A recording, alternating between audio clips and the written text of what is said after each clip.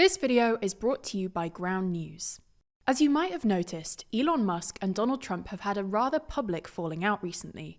In the midst of the feud, late last week, Musk put up a poll on X, asking his followers, is it time to create a new political party in America that actually represents the 80% in the middle? After 80% of the 5.6 million or so respondents voted yes, Musk announced that it was fate and floated naming the prospective third party the America Party. So in this video, we thought we'd take a look at why third parties have generally struggled to break through in the US, and whether Musk or some other new upstart could finally buck the trend.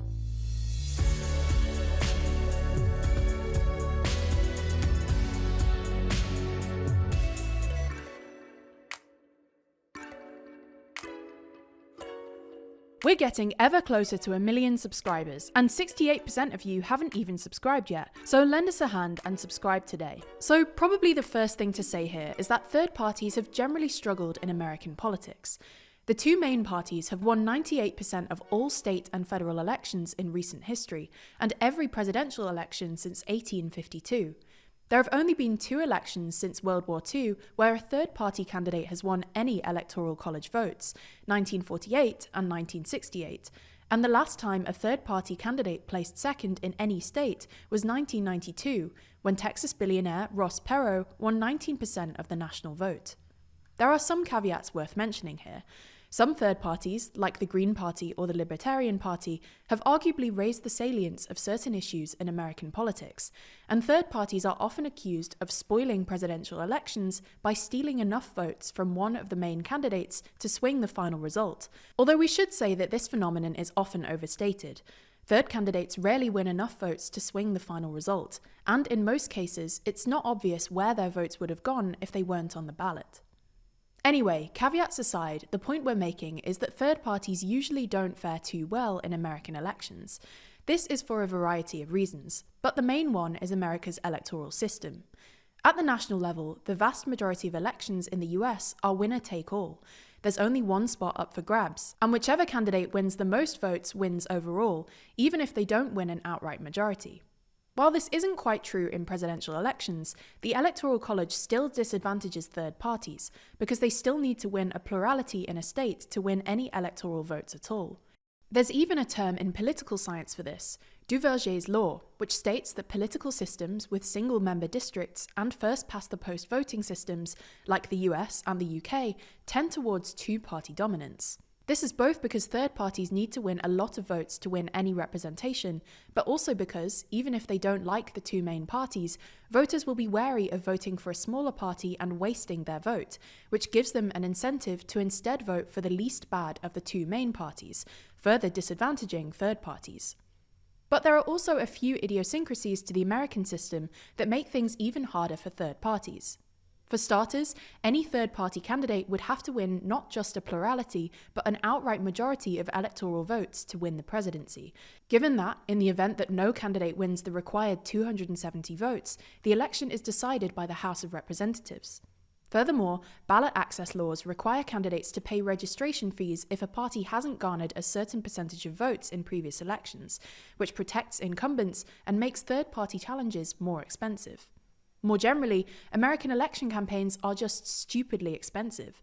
About $15 billion was spent on the 2024 election, for instance, and any third party would need a lot of money to compete. It's worth comparing these numbers to, say, the UK, where candidate spending at the 2024 general election came in at £23 million. Finally, third-party candidates struggle to get airtime in the US. Since 2000, the Commission on Presidential Debates has required that third candidates must be on enough state ballots to win an electoral college majority and above 15% in the polls to get on stage, which precludes basically all third candidates. Again, it's worth comparing with the UK here, where the 2003 Communications Act requires broadcasters to dedicate a certain amount of time to smaller candidates. So you get the idea. Third parties struggle in the US, both because of America's winner-takes-all electoral system and the high barriers to entry. So does this mean that Musk's new party is doomed? Well, history obviously doesn't bode well here, and we should say that any party fronted by Musk probably wouldn't do that well, given he currently enjoys a net favorability of -10. Nonetheless, there's a handful of reasons to think the time might be ripe for a third party. For starters, a third party bankrolled by Musk would obviously have the financial heft to compete. Furthermore, America's fractured media landscape means it's easier to attract voters' attention, and getting on Joe Rogan is probably more important than the debate stage. But the main reason is that, well, both main parties are remarkably unpopular at the moment.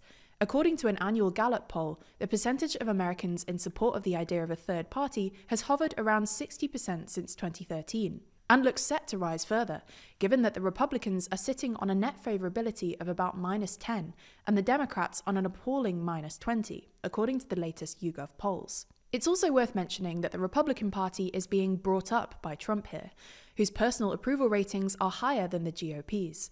While they fell dramatically last month, Trump's personal approval ratings have steadily recovered, and he's now sitting at just -4. This speaks to a deep problem for the Republicans. They're really going to struggle to replace Trump, assuming he doesn't actually try to run in 2028. Trump's 2024 coalition went all the way from tech bros to evangelical Christians, and it's hard to imagine any of his potential successors, think JD Vance, Ron DeSantis, or Trump Jr., keeping the MAGA coalition fully intact. This would present a real opportunity for a third party, especially if, confident of winning against a post-Trump GOP, the Democrats try their luck with a more radical candidate who might be popular with the base, but not so much with the wider public. Now, to be clear, we're not saying this is going to happen. There are clearly still structural obstacles to third parties in the US, and history suggests that any new party, led by Musk or someone else, would probably just quickly fade into political irrelevance. Nonetheless, 2028 could provide the best opportunity for a third party in quite some time, especially if the GOP can't find a suitable successor to Trump and the Democrats' poll numbers don't improve. If you want to know more about this topic, there's plenty of other outlets reporting about it online. Unfortunately though, it's sometimes hard to tell exactly which way these outlets lean politically, making it difficult to understand exactly how your view of world events is being biased by the sources you're reading. That's where this week's sponsor, Ground News, comes in. Their website and app, developed by a former NASA engineer, allows us to pull back the curtain on media bias and have a look at exactly how each story is being covered. For instance, this story about a potential new US political party has been covered by 9 different sources. We know that 3 of these have been reported by the left, and 1 of these have been reported by the right. That's not all though. Ground News has tons of genuinely useful features. Take their blind spots feed, for instance. This shows you the stories underreported by one side of the political spectrum or the other.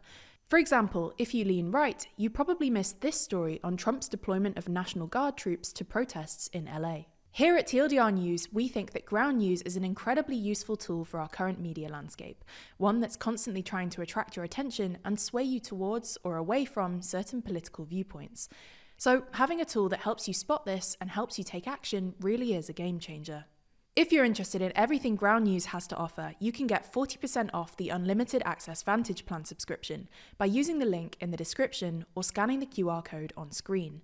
This limited time offer is only available here, so make sure you go to ground.news/TLDR or click the link in the description to get started and support an independent news platform working to make the media landscape more transparent.